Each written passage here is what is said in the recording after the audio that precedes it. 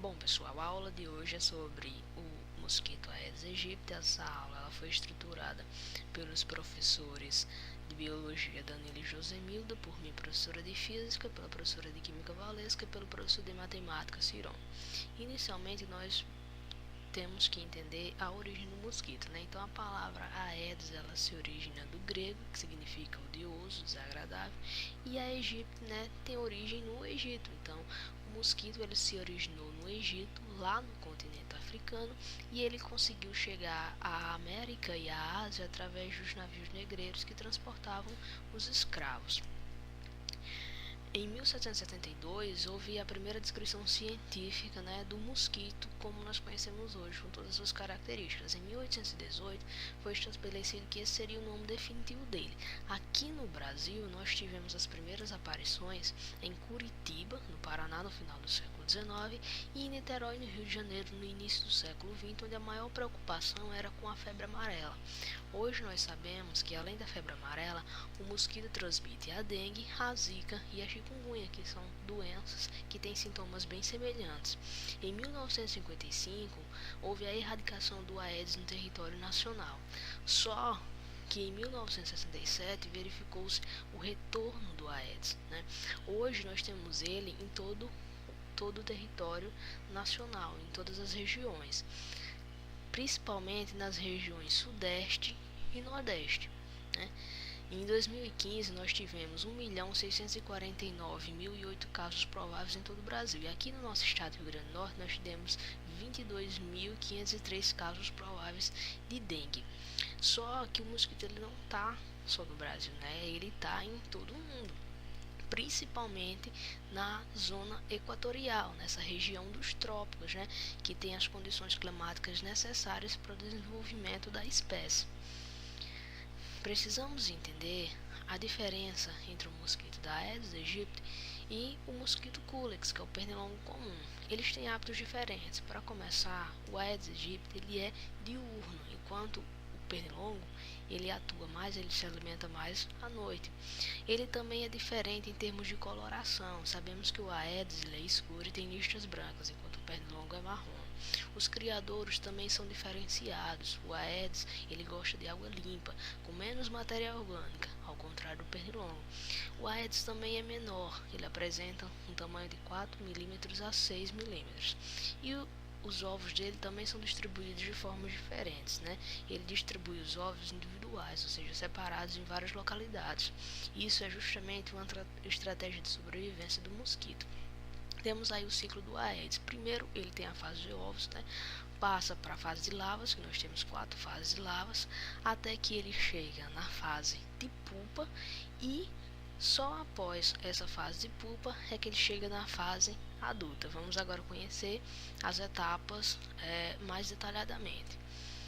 Nossa etapa inicial, né? A primeira fase, a fase dos ovos.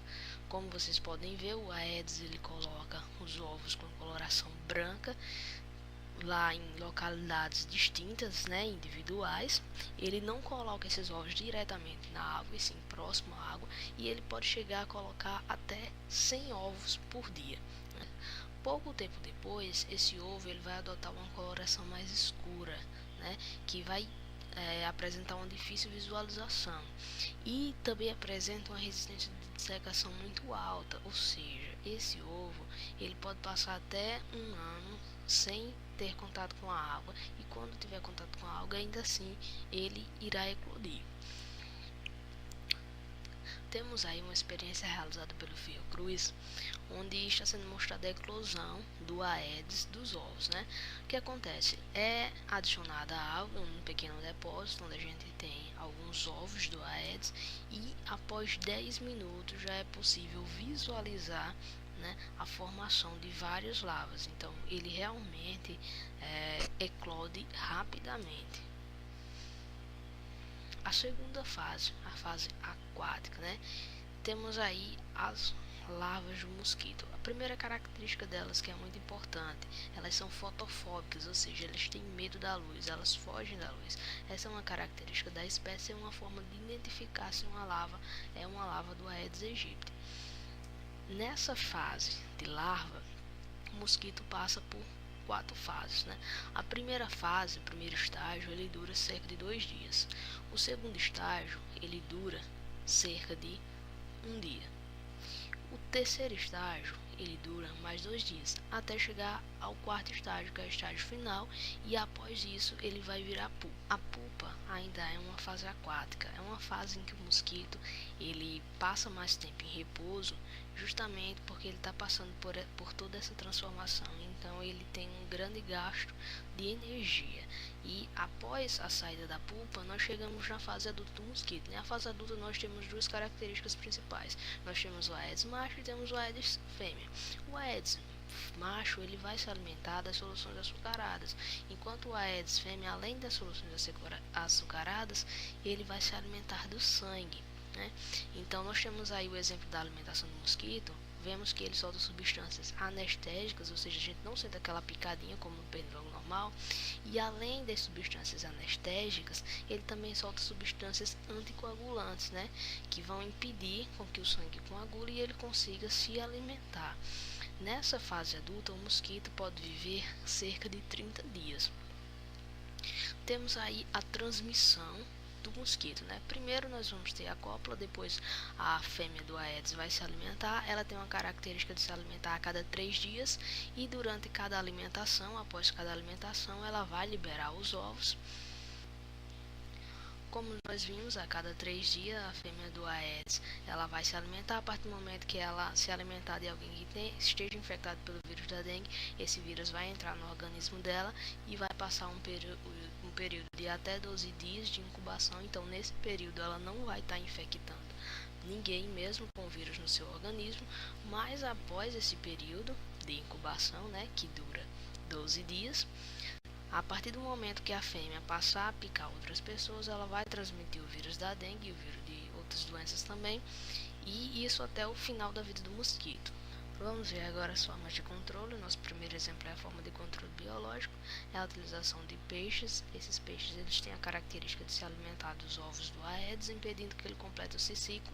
Essa é uma forma de controle já testada e aprovada, ela realmente é eficiente. No nosso segundo caso, nós temos a forma de controle também biológica, que é o mosquito transgênico, que são mosquitos adulterados em laboratório. O mosquito macho ele é adulterado, após isso ele é liberado ao ambiente, o tempo de vida dele é reduzido, então quando ele fizer a cópula com o Aedes fêmea, o tempo de vida dos seus descendentes também serão reduzidos. Então essa é uma das formas de controle. Isso já foi testado também, já foi provado que reduz, né, a incidência do mosquito. Outra forma de controle que nós temos é a utilização de bactérias, tá? É a bactéria Wolbachia. Essa bactéria ela é introduzida no organismo do mosquito macho e após a cópula, né, ele vai passar essa bactéria também para o mosquito fêmea e para os seus descendentes. Essa bactéria, ela inibe a transmissão do vírus, então ela impede que aquele mosquito tenha os vírus. Isso ainda está sendo testado. Se realmente for eficiente, é algo revolucionário, porque todos os mosquitos que tiverem aquela bactéria, sejam eles machos ou fêmeas, eles não vão transmitir o vírus da dengue. Então eles não vão conseguir infectar outras pessoas e as outras pessoas sucessivamente também não vão infectar outros mosquitos. Então é uma forma de controle monstruosa se realmente se mostrar eficiente. O nosso outro caso de forma de controle é uma forma de controle físico, né? É a utilização de terapia fotodinâmica. A Universidade de São Carlos, né, a USP, ela descobriu que o açafrão ele poderia combater as larvas do Aedes através dessa terapia fotodinâmica. Como funciona essa fototerapia? O que é que a gente tem? Primeiro a gente tem que ter, óbvio, as larvas, né? É adicionado açafrão a essas larvas e depois é colocado essas larvas à exposição de luz, seja luz solar, seja luz de LED, tanto branca como azul. Essas foram as 3 experiências testadas pelos cientistas. Essa larva ela vai absorver, ela vai se alimentar do açafrão. O açafrão é uma substância fotossintetizante, né? Então quando ela receber a luz solar ou a luz normal, ela vai aquecer e isso vai desintegrar o organismo da lava, impedindo que ela complete o ciclo do Aedes, né? Então isso é algo provado e é algo realmente testado que funciona. Outra forma de controle físico que nós temos é a utilização das técnicas nucleares, né, da radiação. O Aedes ele é submetido à radiação gama, ele vai se tornar infértil, ele vai ser solto no ambiente em uma determinada localidade e após um tempo é observado se os índices das doenças transmitidas pelo Aedes diminuiu. Isso atualmente está sendo testado, né, na ilha de Fernando de Noronha. Esse lugar específico ele foi escolhido justamente por ser uma ilha, ser um local isolado, onde não poderia haver a migração de outros mosquitos de outras regiões. Então, após a realização dessa pesquisa, que vai ser divulgada em fevereiro do próximo ano, a gente vai descobrir se realmente essa forma, utilizando a radiação, é efetiva. A primeira forma de controle químico que nós temos é o fumacê, é o mais conhecido. Ele é um inseticida que mata o mosquito na fase adulta, tem uma ação temporária e pontual, ou seja, ele funciona naquela localidade onde ele foi aplicado e tem duração de poucas horas. Ele é um bloqueador de epidemias e sua exposição prolongada pode causar danos à saúde. Então, da mesma forma que ele tem potencial de matar o mosquito, ele também tem potencial de matar a vida humana. O que está determinando isso é a quantidade que está sendo utilizada e o tempo de exposição. Por isso que ele é um bloqueador de epidemias, não pode ser usado corriqueiramente. Devido a isso, os cientistas têm direcionado as suas pesquisas para formas de combate ao mosquito, né? Busca-se repelentes que sejam mais efetivos e uso de substâncias naturais que consigam matar o mosquito sem prejudicar a saúde pública. A nossa forma de controle químico mais utilizado são os repelentes. Nós temos os repelentes à base de DET, que mascaram o odor do corpo, os à base de IR 3535 Merck, que também mascaram o odor com o corpo e podem ser utilizados até por grávidas e crianças acima de 2 anos. E temos os repelentes à base de caridina, derivados da pimenta, que vai evaporar e vai formar uma camada de proteção de 4 centímetros. Como repelente natural, nós temos a citronela, né, que é um repelente ecológico, é antisséptico, é desinfetante.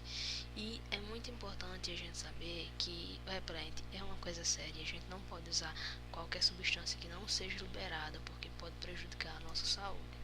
Como forma de controle realmente efetivo, nós temos o controle mecânico, que são, né, as nossas atitudes cotidianas que podem realmente interromper o ciclo do mosquito e impedir a sua formação, impedir que ele chegue à forma adulta. Só dessa forma a gente vai conseguir realmente combater o mosquito. Após todas essas informações, nós chegamos ao seguinte questionamento: é possível vencer o Aedes?